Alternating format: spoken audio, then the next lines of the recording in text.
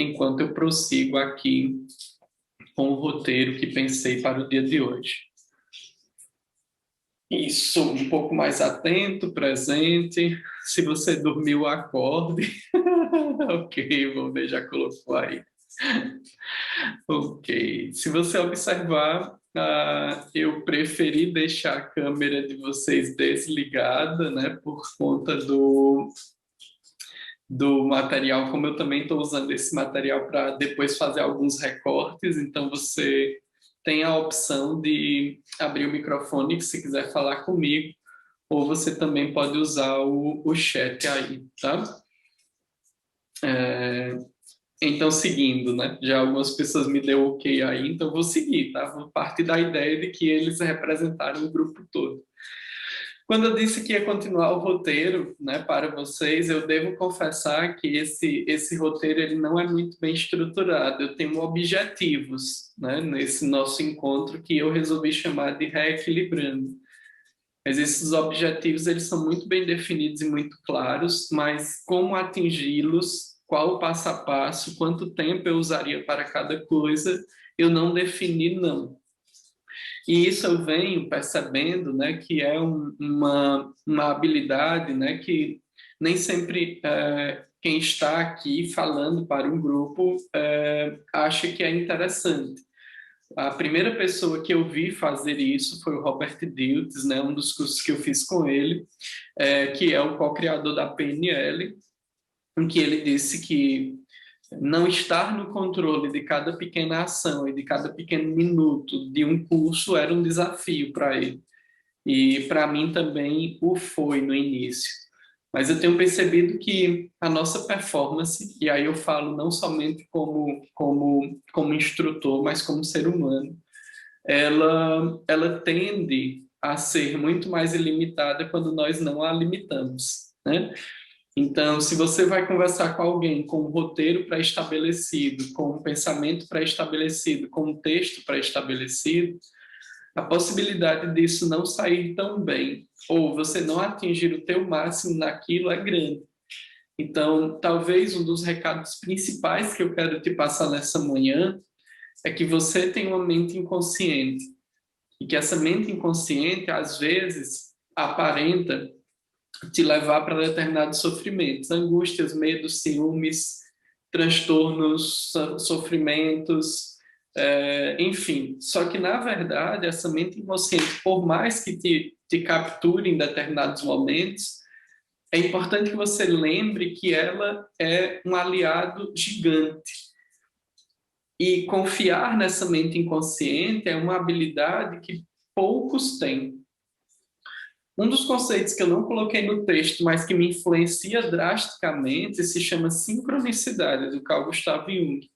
Eu tenho absoluta certeza que nesse momento as coisas que acontecerão na minha vida estão sendo construídas por minha própria mente e também em conexão com aqueles que estão envolvidos em cada pequeno passo, em cada pequeno projeto, em cada pequeno detalhe. O desafio é que nós podemos influenciar, sim, tudo isso, obviamente, mas não de uma maneira racional.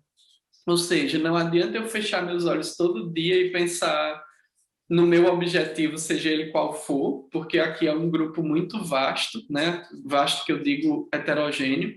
Então, alguém pode ter um objetivo financeiro na vida, alguém pode ter um objetivo sobre relacionamento, alguém pode ter um objetivo profissional, alguém pode ter um objetivo sobre satisfação, sobre felicidade. Então, não adianta eu fechar meus olhos todos os dias e pensar fortemente, eu vou conseguir isso, eu vou conseguir isso, eu vou conseguir isso.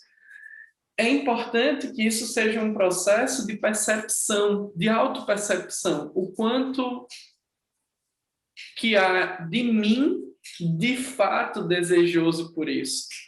Porque às vezes nós nos convencemos que aquilo é mais importante para a gente, mas nem sempre conseguimos sentir que de fato aquilo é essencial para a nossa vida. Então você pode pensar, eu quero ter R$ 1.000.000, e aquilo você se convence que quando você tiver R$ 1.000.000 vai ser ótimo, vai ser fantástico, vai ser perfeito, mas há algo dentro de nós que não entende aquilo como essencial e que não entende que aquilo deve ser conquistado. E aí é esse processo, esse trabalhar em nós mesmos. E veja, eu não estou fazendo nenhum juízo de valor. Pode ser R$ 1 milhão, pode ser um relacionamento, pode ser feliz, pode ser encontrar o meu propósito. E isso, inclusive, é algo que tem me, me que tem mexido muito comigo recentemente, né? Inclusive ontem eu gravei um vídeo no Instagram sobre isso, essa dinâmica do propósito, né? Eu gosto muito do que faço, considero que a maior parte das coisas que faço eu faço bem feito, mas eu ainda estou em busca desse meu lugar, né? Desse meu espaço, desse meu lugar no mundo. Tem um texto de um amigo meu muito bonito sobre isso, do Gustavo Tanaka, né? Então, eu assisti uma animação recentemente, né, uma animação que muitas pessoas têm assistido aí, o Soul, e eu confesso que eu tinha mais expectativa. Eu fiquei um pouco entristecido. Mas tem alguns trechos que foram muito significativos para mim. E um dos trechos foi aquele que eu representei no texto para quem já leu. Para quem não leu, me permita, né, apresentar, para quem já leu, me permita ser repetitivo. Em determinado momento, ele falando sobre propósito, e aí a cantora, né, uma cantora famosa, olha para ele e diz assim: Veja, eu me lembro de uma situação, eu não transcrevi ipsiliter não, tá? Foi como eu gravei, né? Ela diz: Eu me lembro de uma história, né, em que o peixinho chegou para um sábio e disse assim: Sabe, como que eu faço para conhecer o oceano, né? Eu desejo muito conhecer o oceano.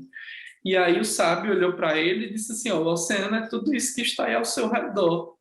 E o peixinho, desdenhando dele, disse assim: não, isso é só água. Eu quero conhecer o oceano, né?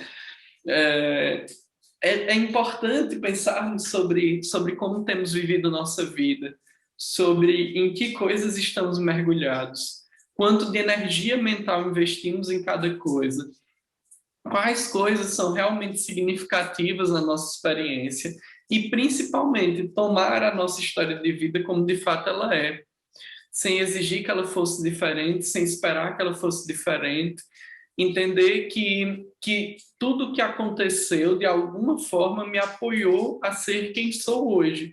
E a partir daqui, eu tenho uma decisão de olhar para essas minhas batalhas internas de uma posição um pouco mais elevada, não superior, mas um pouco mais elevada. Nós, nós, nós não treinamos a nossa mente para isso. Se percebermos, boa parte dos nossos pensamentos diários, sei lá, 70, 80% dos nossos pensamentos diários são sobre coisas triviais, sobre situações que não vão nos elevar como ser humano. E, de novo, não estou colocando elevar como uma posição de superioridade, não, mas nos elevar moralmente, nos tornar pessoas mais equilibradas, mais serenas, mais gentis, né? A gente, 70% dos nossos pensamentos diários são coisas triviais que não nos levam a essa elevação. E, e é um desafio, porque a gente está sendo bombardeado cada vez mais com essas coisas do cotidiano, com as notícias, com as situações que nos incomodam, com as pessoas que nos incomodam. E não é que a gente tem que ser destacado das questões sociais, não, não é isso que eu estou defendendo, não. É que se uma notícia dessa entra na nossa mente e nos captura, nos sequestra, e aí essa notícia vem apenas para nos atormentar, nós não estamos envolvidos com a sociedade, nós estamos envolvidos com o que a notícia gerou em mim. Agora, se eu sei a quantidade de pessoas que estão doentes, que estão morrendo, as coisas que estão acontecendo, e saber disso não me afeta no sentido de me desequilibrar, me afeta como ser humano que sou e me entristece e me causa dor, eu consigo ser até mais ativo socialmente falando, né? O desafio é porque isso não é tão simples. Encontrar este meio termo não é tão simples. Encontrar este caminho do meio não é tão simples. E aí eu vou usar uma metáfora antes de propor um segundo exercício para você.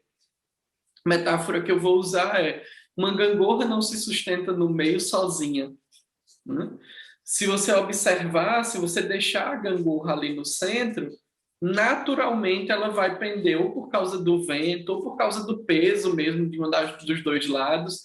Naturalmente ela vai pender para um lado e vai cair. Ela não fica ali sozinha no meio. Então, para que eu mantenha uma gangorra ali no equilíbrio, sem um lado se sobrepor ao outro, eu tenho que ir colocando pesos. E por algum momento a humanidade ela colocou muito peso nessa explicação não racional e lógica. Então a razão ela não era a razão aqui na minha mão esquerda, ela não era tão importante, né? O que nós considerávamos mais importantes era a nossa intuição. Então a gente olhava para o sol e dizia deu sol, a gente olhava para a chuva e dizia deu chuva, a gente olhava para as coisas que nos eram dadas e a gente dizia que isso vinha de uma divindade porque nós não conseguimos explicar. Só que aí, quando veio todo o movimento científico, nós começamos a fazer um contrapeso muito avassalador. E muito recentemente a humanidade estava pautada em tecnologia, em razão, em lógica, né? E aí isso também não é muito atrativo, porque nós acabamos desconsiderando determinadas emoções e determinados sofrimentos. É tanto que tem um crescimento avassalador, e você já deve ter me ouvido falar sobre isso em outras situações. Nós nos preparamos para o mal do século, para a depressão, para combater a depressão, e outras patologias acabaram crescendo muito mais do que a gente imaginava, que pontualmente são chamadas de síndrome do pânico e transtorno de ansiedade generalizada. E, se a depressão já nos coloca numa sensação emocional muito complexa, o transtorno de ansiedade generalizada e a síndrome do pânico, na minha opinião, nos coloca numa posição mais complexa ainda, porque tem atingido pessoas que se sentem extremamente racionais e que diziam absurdos como depressão é falta do que fazer, depressão é falta, é só se levantar que você consegue, né? Mente vazia, oficina do diabo, esse tipo de coisa. Esse perfil de pessoa que falava isso tem sido atingida por transtornos de ansiedade e por síndromes como a síndrome do pânico, por exemplo. Então, entender que nós não somos pautados apenas na nossa razão é um ponto importantíssimo para a gente buscar esse equilíbrio.